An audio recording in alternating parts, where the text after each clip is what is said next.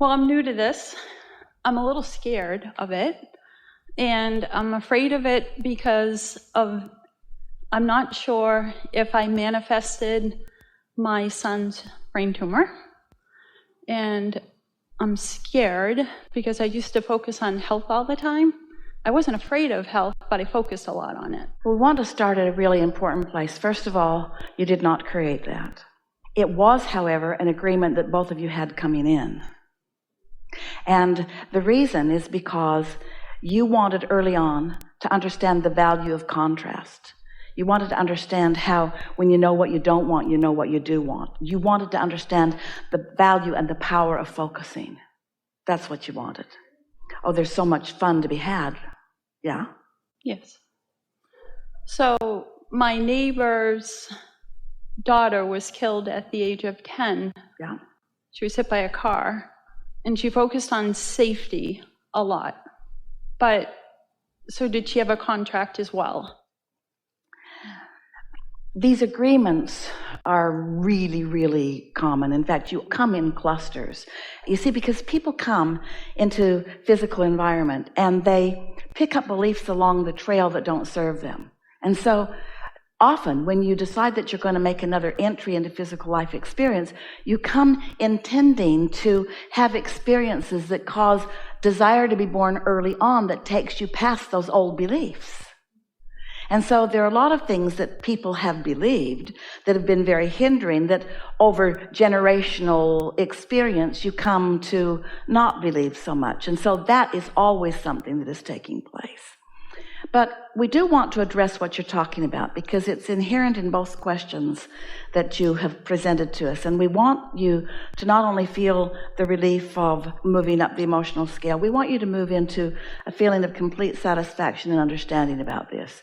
It's time for you to do that. It's something that you've wanted for a long time. And we think you're in the perfect place vibrationally to get this. So we're just going to take a little bit of time here until you find that ease. All right? Mm-hmm. What you're really talking about, because you create your own reality, because no one else can vibrate for you. And the reality that you create is about what's in your vortex and to what degree you allow what's in your vortex to be. So it gets a little dicey with humans because when we say to you that you have agreements coming in, and we mean things that you put into your vortex even before you get here, and then someone has an experience that nobody wants, like their daughter being killed in an accident or a child getting a brain tumor. Nobody wants that, and so the idea of it being something that was intended, it's hard for you to wrap your thoughts around that because you think no one would want that. But when you stand back a little bit and you understand the big picture, and you understand the eternalness of your being, then it's easier sometimes to be able to understand that often, in fact, always from your non-physical standpoint, as you're making the decision to come into this body, you've got the big picture in mind, where once you get here, you tend to focus, as other humans do, on a smaller picture. So that's the first thing that we want to say to you. So you create your own reality. Everyone does. But what is this power of influence? Well, we would like to say, and we're saying it not just for the first time for your ears, but the first time for anybody's ears. The path of least resistance is the greatest power of influence that is. What your inner being knows and what it's collected from you, and the energy that's flowing as a result of that strong point of attraction. If you get a sense of law of attraction and how it responds to a vibration, can you imagine how strong an attraction is to a vibration that holds no resistance? That's why the path of least resistance is so powerful, and that absolute desire is always being satisfied.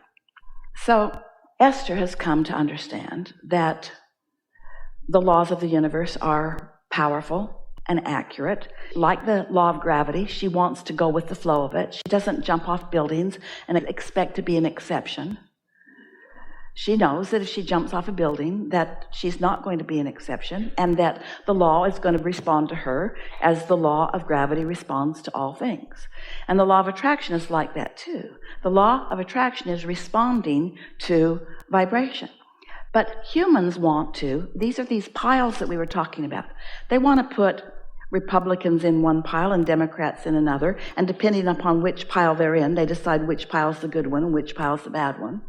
They want to put things in different piles, and they want to put death in the bad pile and not dying in the good pile, which is really weird since everyone knows they're going to die. Everyone knows there is no death, but everyone knows they're going to have that experience.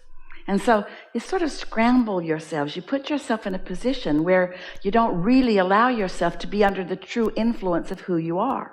What we just said to you is that sometimes people are so in alignment with their powerful intention that even though they had an earlier than people wanted them to death experience, it doesn't mean that something went wrong. It can mean that something went very right. But that makes you unsteady because you don't want people that you care about to be on their way to something that you don't want. And we get that. But it is the reason that we want so much for you to become the eternal beings that you are, because until you become one with the idea, with the understanding of your eternal nature, you're always going to be on that resistant edge of dreading something or fearing something.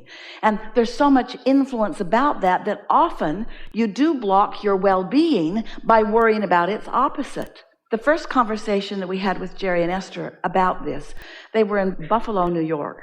And Esther turned on the television, and there was a program about the school system in Buffalo.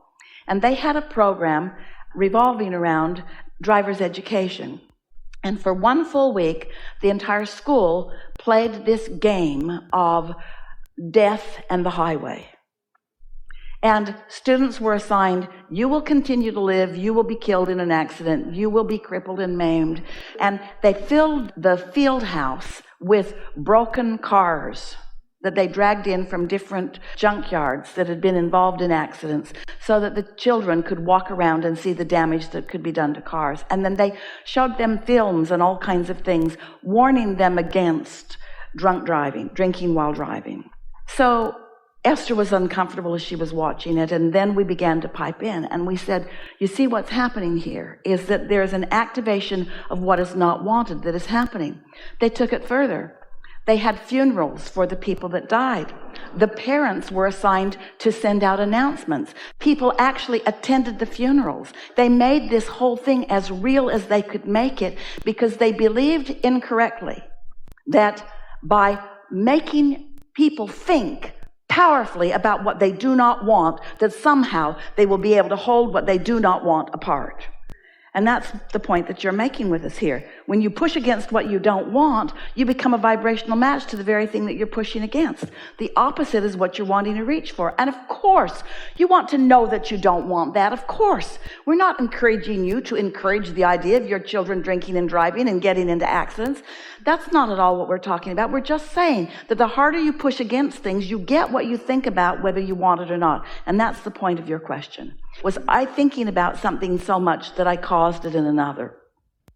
And the answer to that is, while your influence can be strong, and influence is a factor, everyone does create their own reality. Everyone creates their own reality. And we're answering your question specifically. This was something that the two of you cooked up. In fact, more of you than the two of you cooked it up, knowing the value that it would bring to you.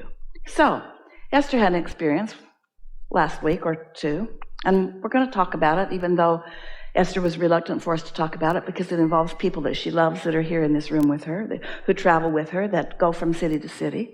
But a few weeks ago, they were in San Diego, and then the next week they were in another city, Chicago or somewhere, and when they got there, one of the screens was not with them. That left it in the last city. Well, now, these are very reliable people. They don't leave things behind, but they left that behind. And Esther was in San Diego. She has a house there, and so she was there. And so she thought, no problem, we'll gather up the screen and we'll ship it out. But it wasn't fun to gather up the screen. It's really long, doesn't fit in any vehicle, and really heavy, and really awkward, and annoying, really. And so she didn't have strong negative thought about it, but she was frustrated about it, and pointed about it, and didn't give really much more thought to it than that. But she's been playing this game that we talked about staying satisfied. And here she was, dissatisfied, and really not doing anything about it. So she felt the dissatisfaction, and didn't do anything about bringing herself back into satisfaction. She could have. So easy to acknowledge the thousands and thousands and thousands and thousands and thousands and thousands and thousands of things that these guys do perfectly, as compared to one little thing in all this time that it's gone wrong. It would have been really easy to do. She just didn't do it. Instead, she got focused on the gathering it up and who's going to do it and how they're going to take it. And so it was very mild, sort of like the kind of thoughts that you're thinking about in comparison to the well-being that you intend. Really mild, not a big deal. And then she wanted them to decide. She took it a little further, far past satisfaction, into let's wrestle this to the ground and kill it. I want you guys to figure out who's in charge of not leaving things behind. So get together and decide who you're going to assign to be the one that's in trouble when it happens. That's basically what she was saying. It's not what she said, but it's kind of what she meant. I want someone to hold responsible for this. And then she thought, I actually hold John responsible. He's the one that drives the truck. I pick John. Nobody else would pick John, but Esther picked John. She thought that John should be the one that looks in the truck. How do you miss a big frickin' screen? Really, John, really? There she got with it. Now, she didn't need to go there, and it wasn't that painful. It wasn't anger. It wasn't, I want to kill myself. It wasn't, things have gone terribly wrong. It was just, in comparison with satisfaction, certainly not satisfaction. And so then a few days later, she gets a text from John. The van isn't running well. It's an acceleration problem, which really scared Esther because things are on that van that matter. And it was on its way to another city, and it was maybe broken down, which meant, can we buy a new one? Not in time. Do we rent a U-Haul? What do we do? How are we going to get that stuff to where it needs to be? In other words, now she's pretty far into an uncomfortable feeling. So she said, well, let's make a plan B, start thinking about what we might do otherwise, bringing herself back into some alignment. And then she got a call a day later that the Mercedes dealership had the Sprinter van, and they knew what the problem was. John had put the wrong fuel in it. Brilliant John. Really, this is a very clever, efficient, effective person who has been taking things from city to city successfully for a long time. Well, Esther just began to laugh because it did not miss her attention that she'd been focusing on a mistake, had assigned it to a person who the last person on the planet that would ever want to make a mistake she'd assigned it to, and sort of inspired him to ineptness for a moment. So when you say, so did Esther create in his reality? No. She sort of met him there. He was already a little unstable because of what had happened. She didn't do anything to diffuse it. She had not done anything to diffuse the resistance. In fact, what she did encouraged the resistance to the point that she had a thought turn into a thing that let her know she'd encouraged the resistance. You see what we're getting at? Of course. Everyone influences everyone. Your inner being influences you to the best of you, and sometimes you're under that other influence where you're influencing someone maybe not to the best. But in all cases, everyone creates their own reality. Everyone does. But isn't it nice to know that you can be an uplifter or a detractor, that you can enhance someone's experience or detract from it, that your satisfaction and how you affect others go hand in hand, that you can't feel bad and be of value to the world, and you can't feel good and be of detriment to the world? Don't you like to know what your power of influence is? Not your responsibility. We're not assigning responsibility. We're assigning awareness. We encourage you to be aware, and then to dance the dance with others and let others create their own reality, and you do the very best that you can do, and that's what that's all about.